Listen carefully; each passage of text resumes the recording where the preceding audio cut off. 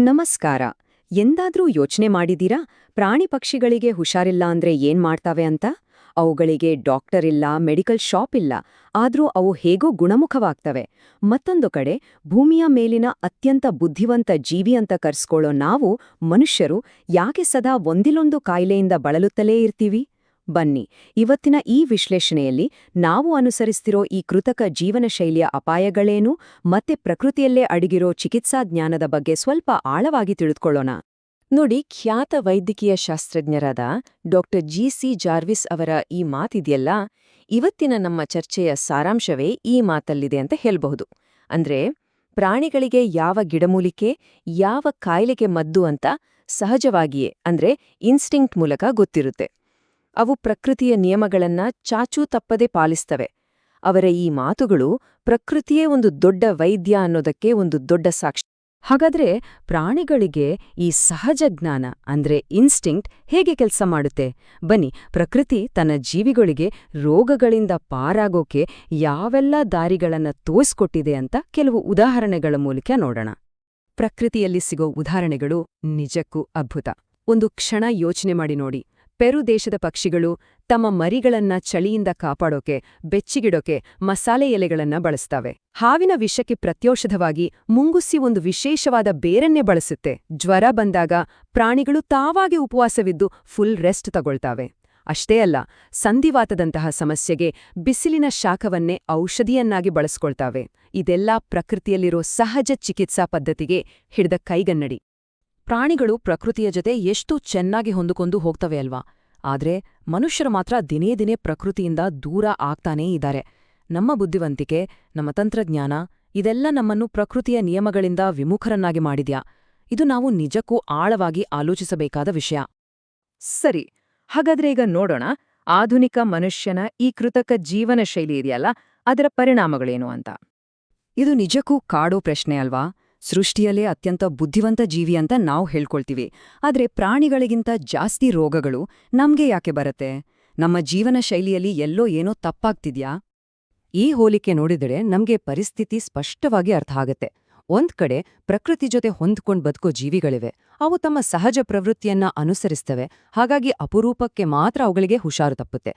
ಇನ್ನೊಂದ್ ಕಡೆ artificial routine, technology ಮೇಲೆ ಸಂಪೂರ್ಣ ಅವಲಂಬನೆ ಮತ್ತೆ ಪ್ರಕೃತಿಯಿಂದ ಸಂಪೂರ್ಣವಾಗಿ ದೂರವಾಗಿರೋ ಆಧುನಿಕ ಮಾನವರು. ಪರಿಣಾಮ ಹಿಂದೆಂದೂ ಕೇಳರಿಯದ ಹೊಸ ಹೊಸ ಕಾಯಿಲೆಗಳು.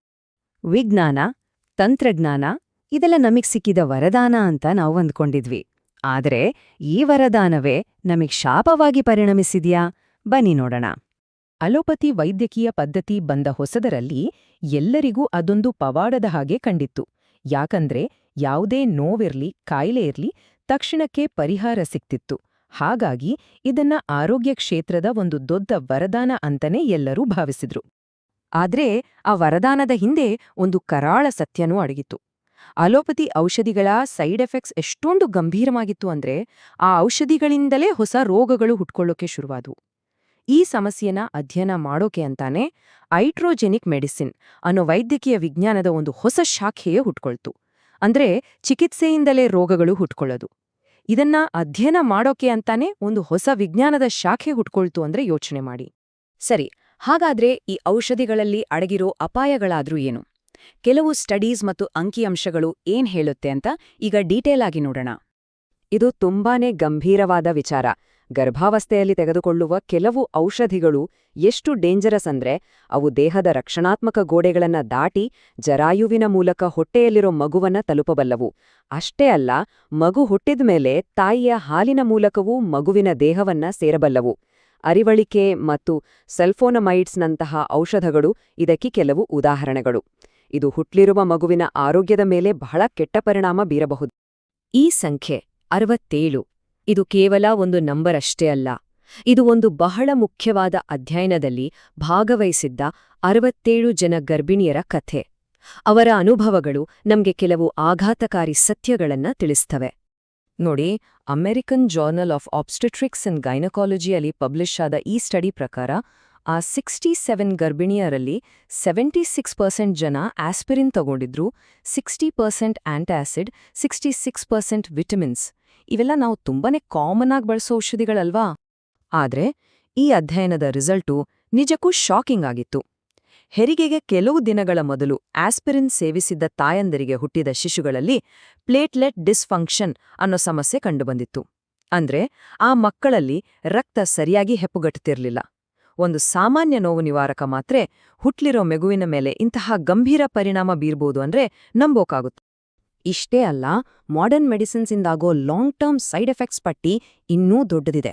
ರಕ್ತದ ಸಮಸ್ಯೆಗಳು, ಕ್ಯಾನ್ಸರ್, ಹೃದಯದ ತೊಂದರೆಗಳು, ಜನ್ಮಜಾತ ಅಂಗವೈಕಲ್ಯಗಳು ಹಾಗೂ ಲಿವರ್ ಮತ್ತೆ ನರಮಂಡಲಕ್ಕೆ ಆಗೋ ಹಾನಿಯಂತಹ ಗಂಭೀರ ಅಪಾಯಗಳು ಈ ಔಷಧಿಗಳ ಬಳಕೆಯಿಂದ ಉಂಟಾಗಬಹುದು ಅಂತ ಮೂಲಗಳು ಎಚ್ಚರಿಸ್ತವೆ. ಹಾಗಾದ್ರೆ ಇದಕ್ಕೆಲ್ಲ ಪರಿಹಾರ ಏನು? ಈ ಕೃತಕ ಜೀವನಶೈಲಿ ಮತ್ತು ಔಷಧಿಗಳ ಚಕ್ರದಿಂದ ಹೊರಗೆ ಬರೋದು ಹೇಗೆ? ಕೊನೆಯದಾಗಿ ಆರೋಗ್ಯಕರ ಜೀವನವನ್ನ ನಡ್ಸೋಕಿರೋ ದಾರಿ ಯಾವುದು ಅಂತ ತಿಳ್ಕೊಳ್ಳೋಣ.